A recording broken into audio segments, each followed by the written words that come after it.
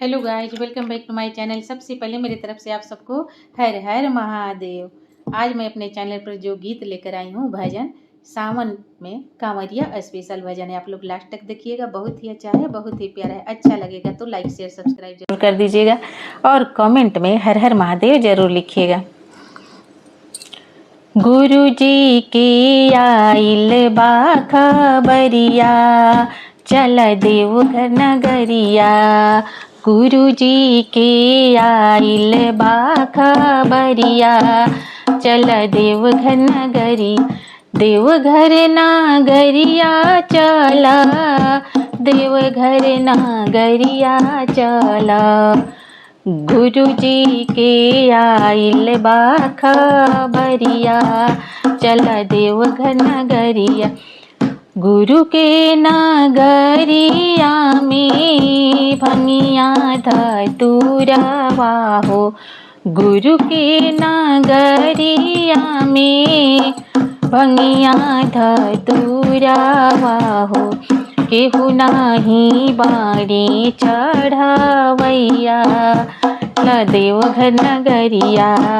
केहू नाही बाड़ी चढ़वैया, चल देवघर नगरिया। गुरु जी के आइल बा खबरिया, चल देवघर नगरिया। गुरु के नगरिया में कनैल के फूलावा हो। गुरु के नगरिया में कनैल के फूलावा हो। केहू नाही बाड़ी लोढ़वैया, चल देवघर नगरिया।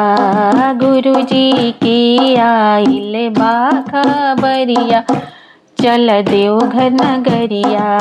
गुरु जी के आइल खबरिया, देवघर नगरिया। गुरु के नगरिया में गंगा जी के जलवा हो।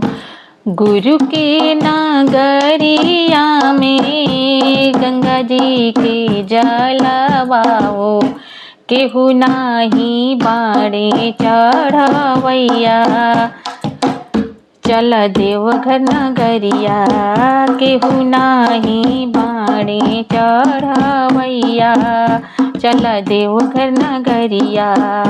गुरु जी के आइल बा खबरिया, चल देवघर नगरिया। गुरु जी के आइल बा खबरिया, चल देवघर नगरिया। गुरु के नगरिया में सुंदर मंदिलावा हो। गुरु के नगरिया में सुंदर मंदिलावा हो। केहू नाही करे पूजा पाठ, चल देवघर नगरिया। केहू नाही करे पूजा पाठ, चल देवघर नगरिया। गुरु जी के आइल बा खबरिया, चल देवघर नगरिया। गुरु फेरी है हम पे नजरिया, चल देवघर नगरिया। शिव गुरु फेरी है नजरिया, चल देवघर नगरिया।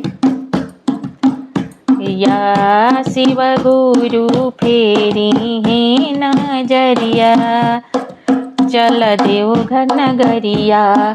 गुरु जी के आइल बा खबरिया, चल देवघर नगरिया।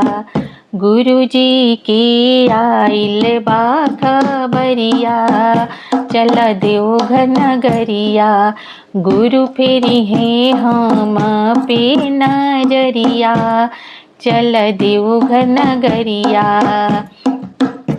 अगर मेरा ये भजन आप लोग को अच्छा लगा होगा तो कमेंट में हर हर महादेव जरूर लिखिएगा और शेयर भी कीजिएगा, लाइक भी कीजिएगा।